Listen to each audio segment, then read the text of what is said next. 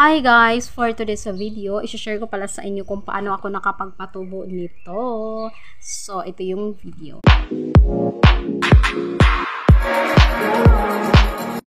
So, ito na yung simula ng aking proyekto na makapatubo ng talbos ng kamote. Proyekto talaga, no? Ayan, dyan ko lang siya nilagay dahil yan lang yung naisip ko na pwede kong paglagyan para magkaroon ng mainit na lugar yung paglalagyan ko ng aking sweet potato. At ayan, nilagyan ko siya ng date. At kung nakikita nyo, ayan na siya, may palabas na dahon ng sweet potato. Tapos, tatanggalin ko na yung takip. Ang purpose din kung bakit hindi ko tinanggal yung takip sa simula pa lang ay para magkaroon ng moist. At yung moist ay nakakatulong din siya na parang silbing dilig na din sa aking sweet potato. Although, dinidiligan ko naman siya siguro once a week. Depende na kung tuyong-tuyo na yung lupa kasi hindi naman din siya maganda kapag maraming tubig o damp yung lupa kasi malalata yung kamote. At ayan naman yung nauna kong gawin. Yan yung napanood ko sa YouTube. So, meron akong dalawang proseso na ginawa kung saan talaga ako makakapagpatubo ng dahon ng sweet potato. So, ayan. Tinanggalan ko na siya ng takip. Diyan sa pinaglagyan ko, naiinitan naman siya pero hindi talaga sapat yung init na nakukuha. Kaya ang ginagawa ko kapag mainit yung panahon, nilalabas ko yung aking sweet potato, nilalagay ko sa garden. Hi guys! I'm back! Tapos pinasunshine tayo for today's video. Itirentas ko sana to kaso yung buhok ko hindi na siya pantay-pantay. Ayan o, may maikli. At ito yung pinaka mahaba. Ito yung kinalabasan kapag DIY. So, ngayon pala, isi-share ko sa inyo na meron na akong napatubo na talbos ng kamote. Makabili naman tayo ng kamote anytime sa mga shop. Pero yung talbos ng kamote, hindi ko pa talaga nakita sa shop. Sabi doon sa mga na-research ko, maganda talaga mag-start ng patubo after ng spring. So, ngayon, pwede din sa spring, nagpatubo ka na para pag summer, meron ka nang itatanim. So, ngayon, nag-start akong magpatubo nito. Ito muna. Ito yung nauna. So, nag-start akong gawin ito nung May 14. At ito naman ay May 16. So, 2 days lang yung pagitan. Pero ito yung mas nangibabaw yung dahon. Ito, hindi pa. Ito kasi, nung naikwento ko sa kapatid ko na nagpatubo ako ng kamote o sweet potato, sabi ko na binabad ko sa tubig. Tapos sabi naman kapatid ko, bakit sa tubig? Bakit hindi sa lupa? So, ayun. So, salamat sa aking sister Grace dahil nabanggit niya ito. So, ngayon, ito na siyang kinalabasan. Bali, magkaiba to siya ng lahi ng potato, sweet potato. May lahi pala, no? So, variety pala. Magkaiba siya ng variety. So, ngayon, ito ay itatanim na natin doon sa niready ko na box para dito. Kasi, ang sarap ng talbos ng kamote. So, kung Pilipino ka, alam na alam mo. Or, kung kumakain ka ng talbos, alam mo na masarap ang talbos. So, ngayon guys, ang gagawin ko, ililipat ko na siya dito.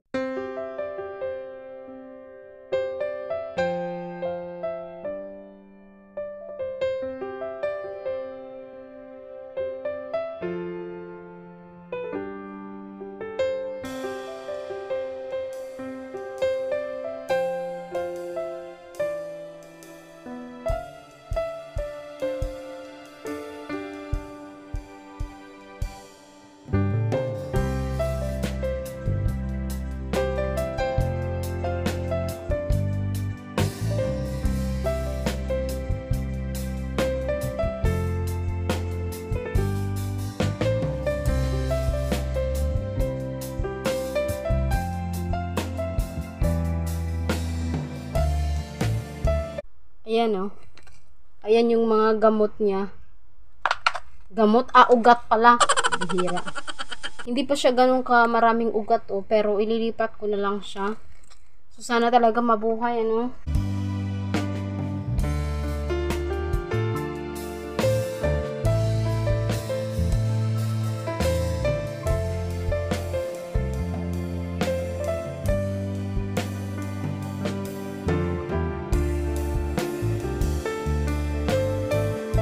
Ayan, ipapakita ko.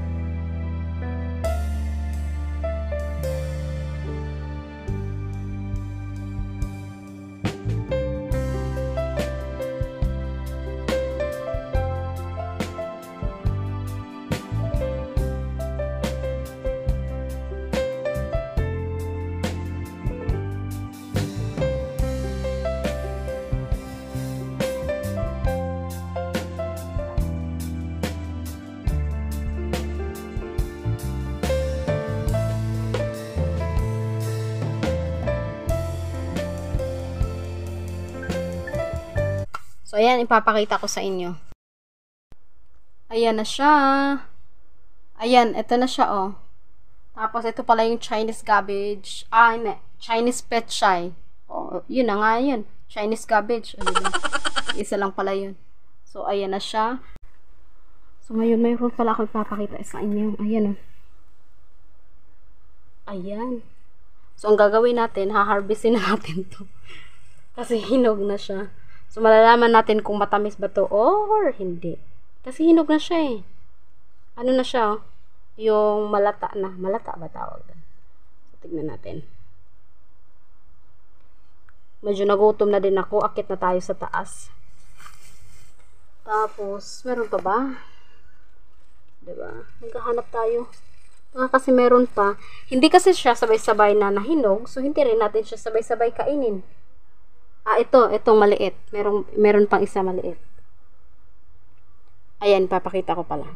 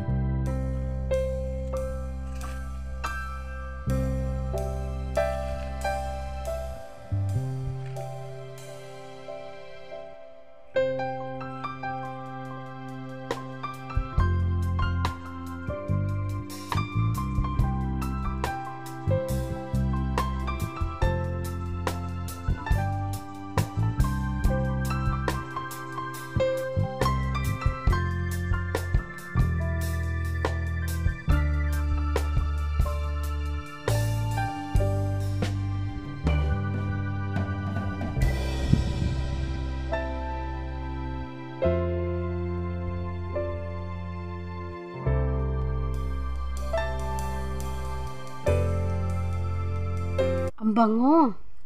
O diba, naka-harvest na tayo 3.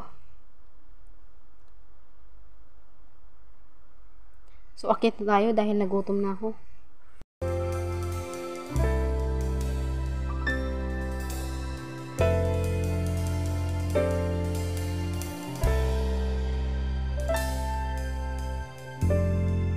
Nandito na tayo sa exciting part. Titikman na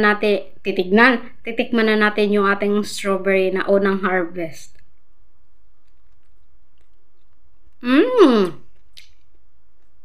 Matamis siya. Kagaya din siya nung mga natikman kong strawberry dito. Sarap. Okay din.